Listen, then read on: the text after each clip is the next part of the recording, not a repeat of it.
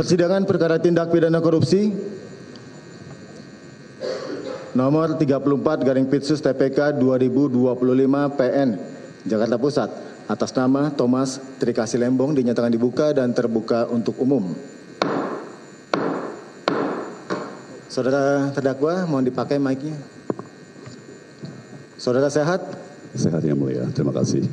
Baik, agenda persidangan kita hari ini adalah pembacaan putusan dari Majelis Hakim. Demikian ya. Majelis telah bermusyawarah dan untuk itu telah mengambil putusan dalam perkara ini. Untuk itu nanti mohon didengar baik-baik ya. Namun sebelumnya kami sampaikan bahwa putusan kalau keseluruhan lebih dari 1000 halaman. Intinya nanti poin-poin penting terutama pertimbangan hukum yang akan dibacakan. Dakwaan, ada yang ditunggu lagi? Tidak ya, cukup ya. Yang sudah kita dengar bersama seperti surat dakwaan, tuntutan lengkap atau pledoi lengkap, juga keterangan saksi, kami rasa tidak perlu diulangi lagi, demikian. Ya.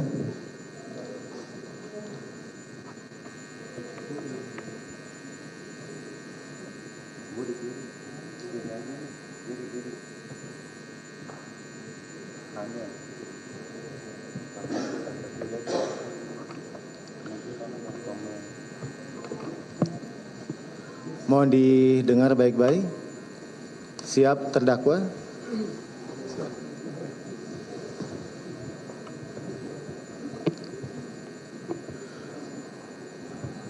Putusan nomor 34/Pitsus TPK /2025 PN Jakarta Pusat demi keadilan berdasarkan ketuhanan yang Maha Esa. Pengadilan Tindak Pidana Korupsi pada Pengadilan Negeri Jakarta Pusat yang memeriksa dan mengadili perkara tindak pidana korupsi pada tingkat pertama dengan acara pemeriksaan biasa telah menjatuhkan putusan sebagai berikut di bawah ini dalam perkara atas nama terdakwa, nama lengkap Thomas Trikasih Lembong, tempat lahir Jakarta, umur tanggal lahir 54 tahun, 4 Maret 1971, jenis kelamin laki-laki, kebangsaan Indonesia, tempat tinggal, apartemen Sailendra unit 29B, Jalan Dr. ID Anak Agung Gede Agung, Kuningan Timur Setiabudi, Jakarta Selatan. Agama, Katolik, pekerjaan, karyawan swasta. Dahulu Menteri Perdagangan RI tahun 2015 hingga tahun 2016. Terdakwa berada dalam rumah tahanan negara oleh penyidik sejak tanggal 29 Oktober 2024 dan seterusnya sampai dengan sekarang, yang telah diperpanjang berdasarkan perpanjangan penahanan kedua oleh Ketua Pengadilan Tindak Pidana Korupsi pada Pengadilan Tinggi DKI Jakarta sejak tanggal 27 Juni 2025 sampai dengan sekarang. Terdakwa di persidangan dalam perkara ini didampingi oleh tim penasihat hukumnya, yaitu Dr. Ari Yusuf Amir SMH, Dr. Dodi S. Abdul Kadir BSC, SE SHMH, Sugito SHMH, Tabrani Abi SHMHum, Eli Musdalifah SMH, dan kawan-kawan kesemuanya para advokat dan atau konsultan hukum yang tergabung dalam tim penasihat hukum Thomas Trikasih Lembong berkantor di Distrik 8 Prosperity Tower, lantai 5, unit E sampai dengan F, SCBD Lot 28, Jenderal Sudirman, Kafling 52 sampai dengan 53, Jakarta Selatan, berdasarkan surat kuasa khusus tertanggal 28 Februari 2025. Pengadilan Tindak Pidana Korupsi pada Pengadilan Negeri Jakarta Pusat tersebut telah membaca penetapan Ketua Pengadilan Tindak Pidana Korupsi pada Pengadilan Negeri Jakarta Pusat nomor 34/Pitsus TPK /2025 PN Jakarta Pusat tertanggal 27 Februari 2025 tentang penunjukan majelis hakim. Telah membaca penetapan Majelis Hakim Pengadilan Tindak Pidana Korupsi pada Pengadilan Negeri Jakarta Pusat nomor 34/Pitsus TPK 2025 PN Jakarta Pusat tertanggal 27 Februari 2025 tentang penetapan hari sidang. Telah membaca berkas perkara dan surat-surat lain yang berkaitan dengan perkara ini. Telah mendengarkan keterangan saksi-saksi, ahli, terdakwa, serta telah pula memperhatikan bukti surat dan barang bukti yang diajukan di persidangan. Setelah mendengarkan pembacaan tuntutan pidana yang diajukan oleh penuntut umum yang pada pokoknya berisi sebagai berikut.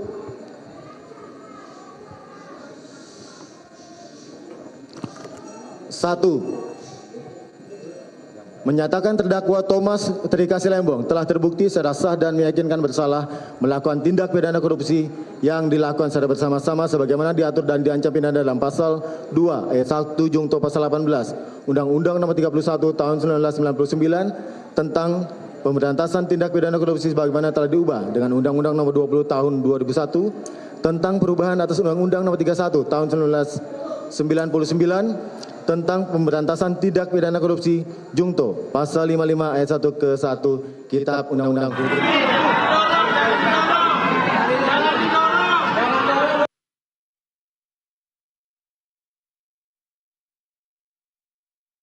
Dikurangi selama terdakwa berada dalam tahanan sementara dengan perintah agar terdakwa tetap ditahan. 3. Menjatuhkan pidana denda kepada terdakwa Thomas Trikasih Lembong sejumlah 750 juta rupiah. Dengan ketentuan apabila denda tidak dibayar maka diganti dengan pidana kurungan selama 6 bulan. 4. Menyatakan barang bukti berupa barang bukti dokumen yang diberi tanda A1 berupa satu benda fotokopi surat Direktur Jenderal Industri Agro Kementerian Pertanian tertanggal 18 Desember 2015 atas nama PT Sugar Labinta dan seterusnya sampai dengan barang bukti yang diberi tanda QQQ1 berupa satu lembar fotokopi surat nota dinas nomor 24 Daglu ND garing 1 garing 2016 perihal laporan persetujuan impor gula kristal mentah atau gula kasar raw sugar penugasan PT PPI tanggal 21 Januari 2016 serta barang bukti elektronik yang diberi tanda A1 berupa 1 unit hard disk merek Western digital 6 TB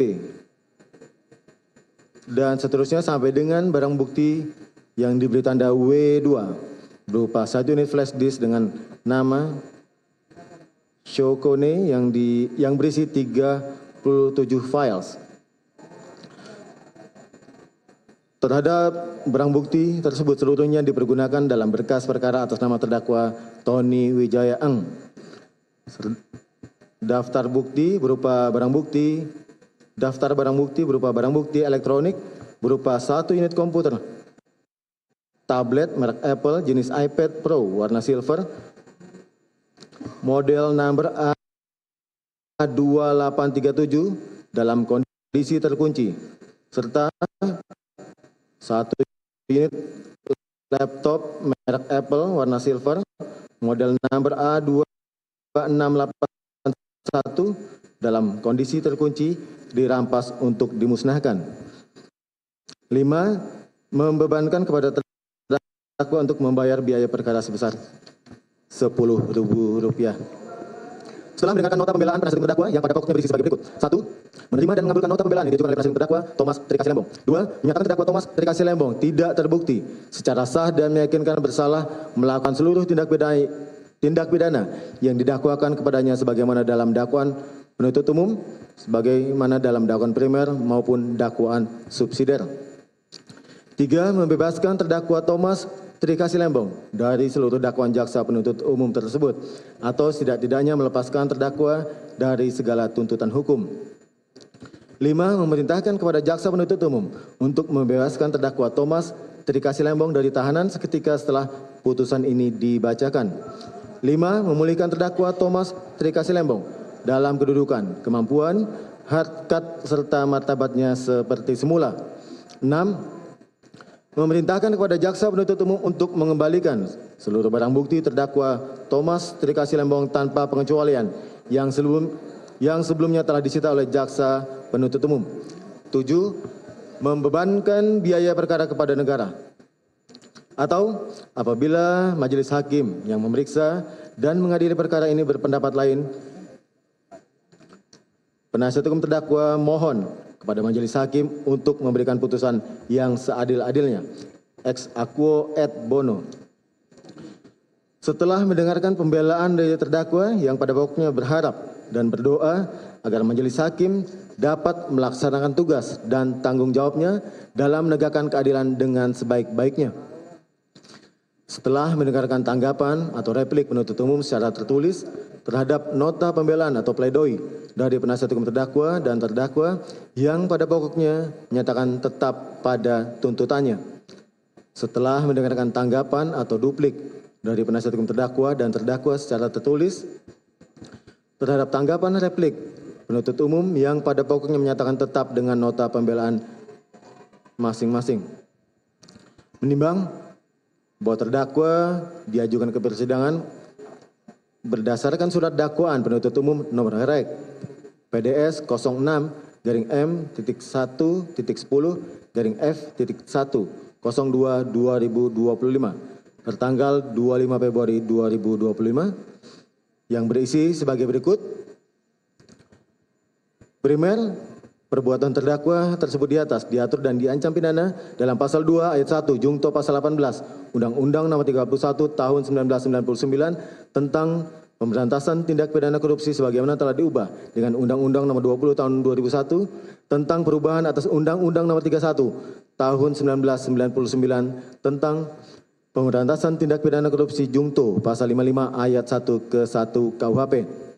Subsidiar, perbuatan terdakwa tersebut di atas diatur dan diancam pidana dalam pasal 3 Jungto pasal 18 Undang-Undang Nomor 31 Tahun 1999 tentang Pemberantasan Tindak Pidana Korupsi sebagaimana telah diubah dan ditambah dengan Undang-Undang Nomor 20 Tahun 2001 tentang perubahan atas Undang-Undang Nomor 31 Tahun 1999 tentang Pemberantasan Tindak Pidana Korupsi Jungto pasal 55 ayat 1 ke 1 KUHP. Selengkapnya surat dakwaan sebagaimana termuat dalam putusan ini untuk menyingkat pembacaan putusan dianggap telah dibacakan. Menimbang bahwa selanjutnya terhadap dakwaan penuntut umum tersebut terdakwa dan juga penasihat hukum terdakwa menyatakan telah mengerti dan telah pula mengajukan keberatan atau eksepsi di depan persidangan pada tanggal 6 Maret 2025 dan terhadap keberatan tersebut telah pula ditanggapi oleh penuntut umum pada tanggal 11 Maret 2025 yang mana oleh majelis hakim kemudian telah dijatuhkan putusan sela pada tanggal 13 Maret 2025 dengan amar yang pada pokoknya berisi sebagai berikut.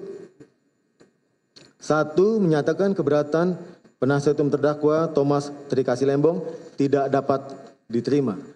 2. Menyatakan Pengadilan Tindak Pidana Korupsi pada Pengadilan Negeri Jakarta Pusat berwenang untuk mengadili perkara nomor 34 garing Pitsus TPK 2025-PN Jakarta Pusat.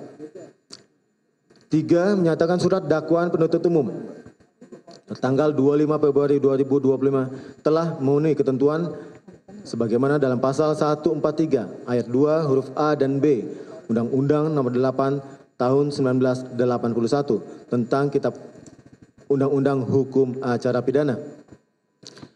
4. Memerintahkan penuntut umum untuk melanjutkan pemeriksaan perkara atas nama terdakwa Thomas Trikasih Lembong berdasarkan surat dakwaan penuntut umum tersebut. 5. Menangguhkan biaya perkara sampai dengan putusan akhir. Menimbang bahwa selanjutnya untuk membuktikan dakwaannya, penuntut umum di persidangan telah mengajukan saksi-saksi yang masing-masing telah memberikan keterangan di persidangan di bawah sumpah. 1. Saksi Edi Endar Sirono. 2. Saksi Cecep Saipullah Rahman. 3. Saksi Eko Prilianto Sudrajat. 4. Saksi Muhammad Yani. 5. Saksi Susi Herawati. 6. Saksi Robert J. Indarto. 7. Saksi Yosi Evelyn Natania Diansah. 8. Saksi Nurimansah. 9. Saksi Sri Agustina. 10. Saksi Nusa Eka. 11. Saksi Salomo Rahmat Wahdamanik. 12. Saksi Gunaryo. 13. Saksi Wahyu Kuncoro. 14. Saksi Muhammad Firmansyah Rifai. 15. Saksi Roro Reni Fitriani. 16. Saksi Agus Amijaya. 17. Saksi Daru Anggoro. 18. Saksi Muhtadi. 19. Saksi Rujito. 20. Saksi Wahyudi Adrianto. 21. Saksi Yudi Wahyudi. 22. Saksi Dayu Patmarah Rengganis.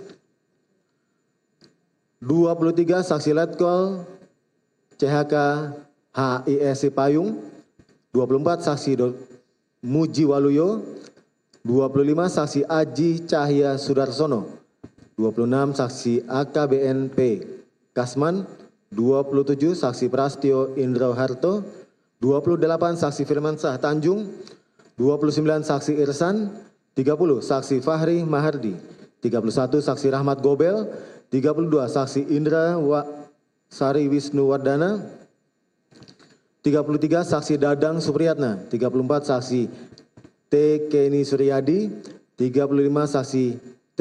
Cinke, 36 saksi Erwin Taufik Kusumawan, 37 saksi Sim Sun Yi alias Indriatno, 38 saksi Erwansyah, 39 saksi Arman Supranata, 40 saksi Edi Sutandinata, 41 saksi Majen TNI Purnawirawan Felix Huta Barat, 42 saksi Tony Wijaya Eng, 43 saksi Dedi Cahyadi, 44 saksi Ten Sugiarto Eka Prastyo, 45 saksi Eva Wati, 46 saksi Rina Kusumaning Sari, 47 saksi Musdalifah Mahmud, 48 saksi Lulu Mevina, 49 saksi Gusti Purba Susanto, 50 saksi Hengki Gozali, 51 saksi Kusnadia Antoni Kosim, 52 saksi Nugroho Adi Sahaputro, 53 saksi Indanul Ahyar, 54 saksi Sumitro Samadikun, 55 saksi Andi Bahtiar Sirang, 56 saksi Delano Sumurung Haposan Gultom, 57 saksi Edi Chandra, 58 saksi Lukita Diansah Tuo, 59 saksi Augustina, 60 saksi Eka Sapanca, 61 saksi Hans Valita Hutama, 62 saksi Hansen Setiawan, 63 saksi Indra Suryaningrat, 64 saksi Wisnu Hendra Ningrat, 65 saksi Hendro Giarto A. Tiwow, 66 saksi Ali Sanjaya Budi Darmo, 67 saksi Charles Sitorus. Menimbang bahwa di persidangan telah dibacakan keterangan atas saksi senama Rini Mariani Sumarno, keterangannya sebagaimana termuat dalam berita acara pemeriksaan. Menimbang bahwa penuntut umum telah mengajukan ahli sebagai berikut: 1 ahli Muhammad Rizky Ramanda STP MTP, 2 ahli Sofyan Manahara, 3 ahli Dr. Andes Siswo Suyanto DIE, 4 ahli Dr. Erdianto SHM Hum, 5 ahli Nur Sidik Istiawan, 6 ahli Abra Puspa Gani Talatov, 7 ahli Dr. Riawan Chandra SHM Hum, 8 ahli Husnul Khotimah MS SE CFRA. Menimbang bahwa penuntut umum telah pula mengajukan surat sebagai berikut: 1. Berkas perkara tindak pidana korupsi atas nama tersangka Thomas Trikasi Lembong tertanggal 7 Februari 2025. 2. Laporan hasil audit perhitungan kerugian keuangan negara atas dugaan tindak pidana korupsi dalam kegiatan importasi gula di Kementerian Perdagangan tahun 2015 sampai dengan tahun 2016 tanggal 20 Januari 2025 dari Badan Pengawasan Keuangan dan Pembangunan Republik Indonesia. 3. Berita acara pemeriksaan saksi. 4. Dan seterusnya sampai dengan berita acara pemeriksaan terdakwa. Menimbang bahwa terdakwa di persidangan telah memberikan keterangan pada pokoknya sebagai berikut: keterangan saksi-saksi, keterangan terdakwa, dan juga ahli. Untuk menyingkat pembacaan putusan dianggap telah dibacakan. Menimbang bahwa terdakwa telah pula mengajukan ahli yang meringankan, yaitu 1 ahli Antoni Budiawan, 2 ahli Fit Ad Harrison PhD, 3 ahli Profesor Dr. Haula Rosdiana MSI CIR, 4 ahli Randi Rizki, 5 ahli Ganjar Laksamana Bonaparta SHMH. Keterangan ahli sebagaimana termuat terangkum dalam putusan. Untuk menyingkat pembacaan putusan dianggap telah dibacakan. Menimbang bahwa di persidangan terdakwa melalui penasihat hukumnya telah mengajukan surat sebagai berikut: diberi tanda A1 berupa afidavit dari ahli Fit Adrison PhD sampai dengan surat yang diberi tanda K4 berupa laporan hasil audit perhitungan kerugian keuangan negara dalam perkara dugaan tindak pidana korupsi dalam kegiatan importasi gula di Kementerian Perdagangan tahun 2015-2016. Menimbang bahwa penuntut umum telah mengajukan barang bukti di persidangan, yaitu sebagai berikut. Barang bukti berupa dokumen diberi tanda A1 berupa 1 bundel fotokopi surat kementerian. Surat Direktur Jenderal Industri Agro Kementerian Perindustrian RI nomor 1124/1A/3 12/2015 tertanggal 18 Desember 2015 atas nama PT Sugar Labinta dan seterusnya sampai dengan bukti dokumen yang diberi tanda QQQ1 berupa 1 lembar fotokopi surat nota dinas nomor 24 Daglu ND-1/2016 perihal laporan persetujuan impor gula kristal mentah atau gula kasar dalam kurung raw sugar penugasan PT PPI Indonesia tertanggal 21 Januari 2016. Barang bukti elektronik berupa diberi tanda A1 yaitu barang bukti 1 unit hard disk merek Western Digital 6 TB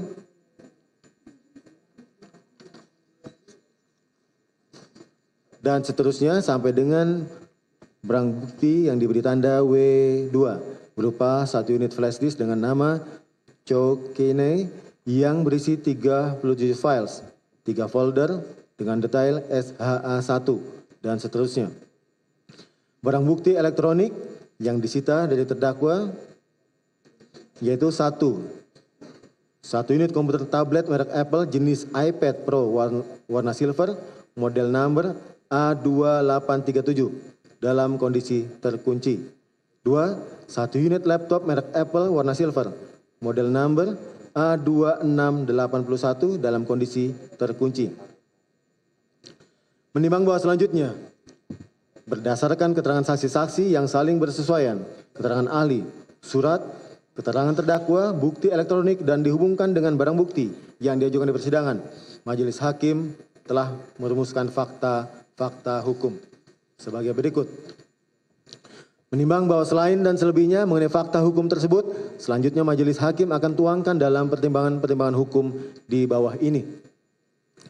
Menimbang bahwa terdakwa diajukan ke persidangan oleh penuntut umum dengan surat dakwaan yang disusun secara subsidiaritas yaitu primer pasal 2 ayat 1 jungto pasal 18 Undang-Undang Nomor 31 Tahun 1999 tentang pemberantasan tindak pidana korupsi sebagaimana telah diubah dengan Undang-Undang Nomor 20 Tahun 2001 tentang perubahan atas Undang-Undang Nomor 31 Tahun 1999 tentang pemberantasan tindak pidana korupsi jungto pasal 55 ayat 1 ke 1 Kitab Undang-Undang Hukum Pidana.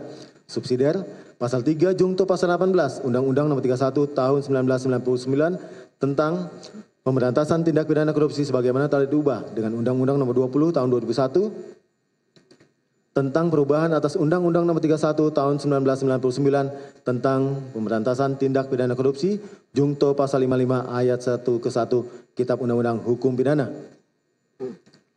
Menimbang bahwa oleh karena terdakwa telah didakwa oleh penuntut umum dengan dakwaan yang disusun secara subsidiaritas, maka majelis hakim terlebih dahulu akan mempertimbangkan dakwaan primer.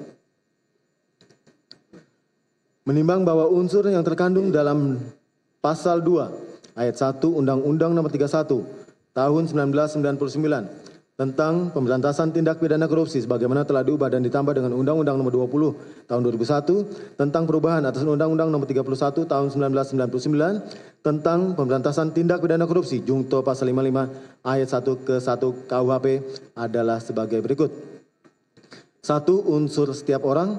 2. Unsur secara melawan hukum. 3. Unsur melakukan perbuatan memperkaya diri sendiri atau orang lain atau suatu korporasi. 4. Unsur merugikan keuangan negara atau perekonomian negara. 5. Unsur yang melakukan, menyuruh melakukan atau turut serta melakukan perbuatan. Menimbang bahwa majelis hakim akan mempertimbangkan masing-masing unsur tersebut sebagai berikut. Ad 1. Unsur setiap orang. Menimbang bahwa yang dimaksud dengan setiap orang pada dasarnya menunjukkan kepada siapa saja yang menjadi subjek hukum, yang dalam hal ini orang perseorangan atau termasuk korporasi dalam tindak pidana korupsi diatur dalam ketentuan pasal 1 angka 3 Undang-Undang Nomor 31 Tahun 1999 tentang Pemberantasan Tindak Pidana Korupsi sebagaimana telah diubah dan ditambah dengan Undang-Undang Nomor 20 Tahun 2001 tentang perubahan terhadap Undang-Undang Nomor 31 Tahun 1999 tentang Pemberantasan Tindak Pidana Korupsi. Menimbang bahwa kata setiap orang adalah sepadan dengan kata barang siapa atau his yang biasa tercantum dalam suatu perumusan delik dalam Kitab Undang-Undang Hukum Pidana dan lazimnya dalam konstruksi hukum dikenal dengan istilah natural person. Kata setiap orang atau barang siapa adalah suatu istilah yang bukan merupakan unsur tindak pidana melainkan unsur pasal yang menunjuk kepada siapa saja secara perseorangan atau subjek hukum sebagai pendukung hak dan kewajiban yang melakukan atau didakwa melakukan suatu perbuatan yang dilarang oleh peraturan perundang-undangan yang berlaku. Menimbang bahwa selanjutnya setiap orang merupakan subjek hukum yang cakap untuk bertindak dan mampu mempertanggungjawabkan segala perbuatannya secara melawan hukum.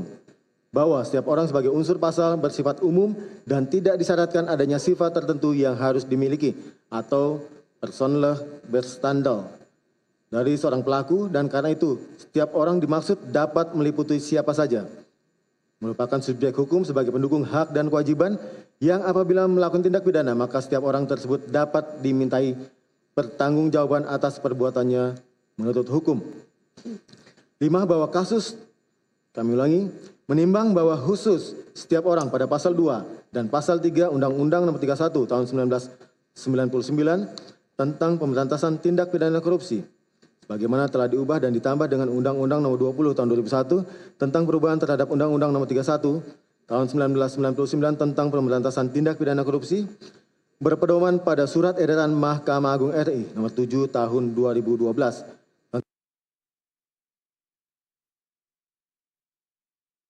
Pleno Kamar Mahkamah Agung sebagai pedoman pelaksanaan tugas bagi pengadilan.